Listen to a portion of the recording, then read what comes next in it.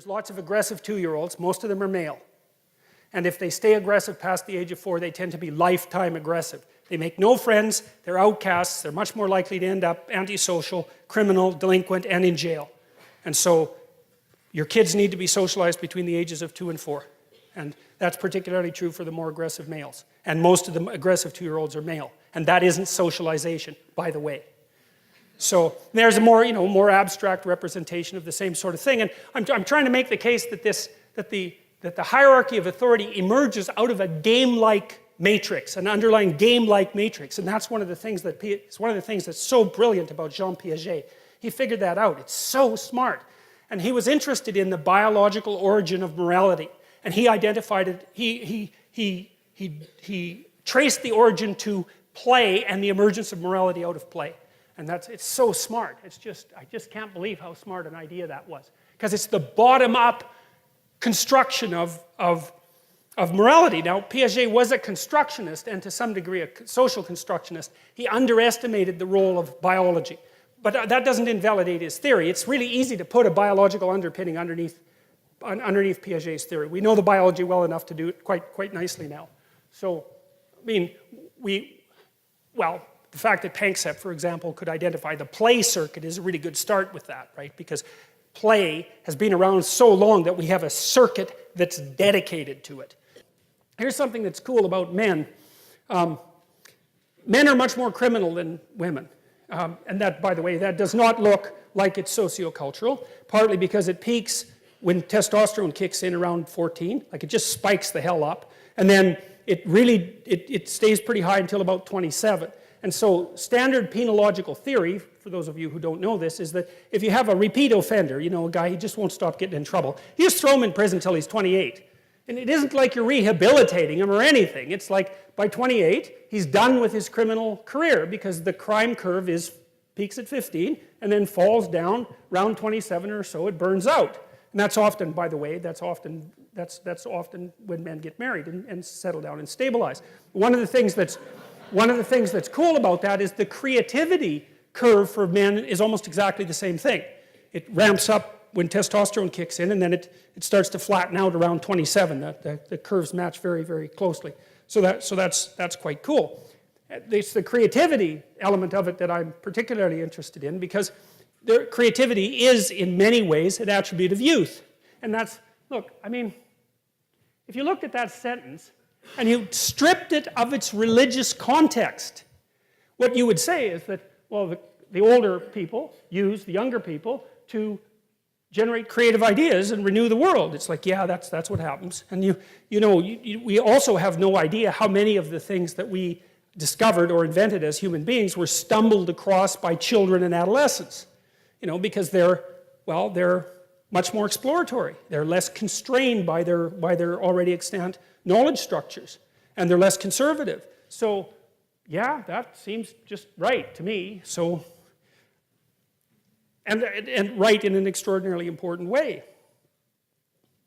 Because it also means that if you're an actual father, one of the things that it means is that that's part of what you should be encouraging your son to do, right? Which is because the role of a father is to encourage. That is clearly the role. And to encourage is to say, well, go out there, confront the chaos of the unknown and the chaos that underlies everything, and grapple with it, because you can do it. You're as big as the chaos itself, and do something useful as a consequence, and make your life better, and make everyone else's life better, and you can do it. And man, that's the right thing to tell. That's the right thing to tell young men. And now, talking to young women is more complicated because they have more, let's say, issues to deal with. God, either in the son-like aspect or in the father-like aspect, is the thing that confronts this terrible beast that represents the chaotic unknown and cuts it into pieces, and then sometimes gives the body parts to the populace in order to feed them. So you can see a hunting metaphor there as well, but it's deeper than that. And so, all right, so the first thing is that there's the absolute unknown, and the unknown is what you do not understand. It's what's beyond the campfire. Maybe it's what's beyond the tree, even more anciently, when we lived in trees. It's out there where you don't know. And what's out there? Crocodiles and snakes and birds of prey and cats and all sorts of things, like predatory cats, and they will eat you. But there's utility in going out there to find out what's there. Like maybe you go and you don't kill the snake, you kill the damn nest of snakes. And that makes you pretty popular, just as you should be. And that accelerates your reproductive potential, let's say. And we're descended from people who did that. And so we have this notion about how the world is structured that's deeply embedded in our psyche. Like really, really deeply, way, way down, way below the surface cognition. Way down in the limbic system, in these ancient parts of the brain that are like 60 million years old or 100 million years old or older than that. Ancient, ancient brain structures.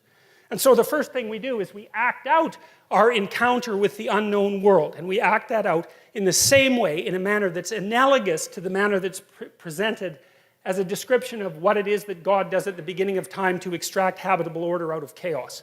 Life is hard, it's chaotic, it's difficult, it's really definitely a challenge. And so you can either shrink from that, and no bloody wonder, because it's going to kill you. It's no joke, man. Or you can forthrightly confront it and try to do something about it. Well, what's better? And then you say to the person, look, man, you could do it. Like, that's what a human being is like. And if you just stood up and got yourself together, and you'd find out by trying that you can in fact do that.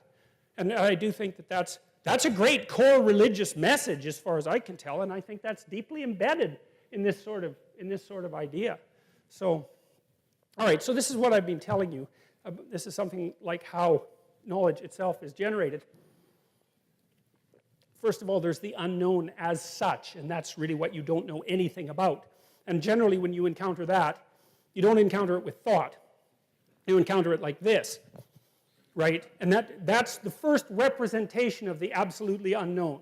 It's something that is beyond your comprehension, and it's terrifying. And because it's beyond your comprehension, you cannot perceive it, you cannot understand it, but you still have to deal with it. And the way you deal with it is that you freeze. That's what a basilisk does, say, to the kids in Harry Potter, right? They take a look at it and they freeze.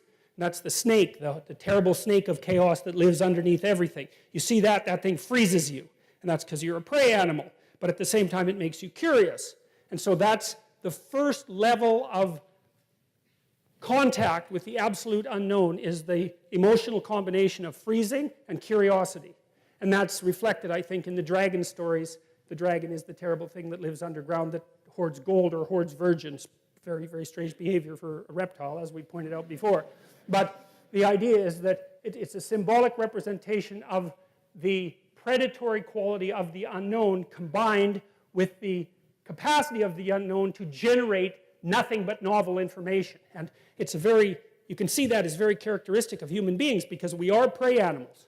But we're also unbelievably exploratory, and we're pretty damn good predators. And we occupy this weird cognitive niche. And so one of the things we've learned is that if we forthrightly confront the unknown, terrifying as it is, there's a massive prize to be gained continually. And so that seems to be true.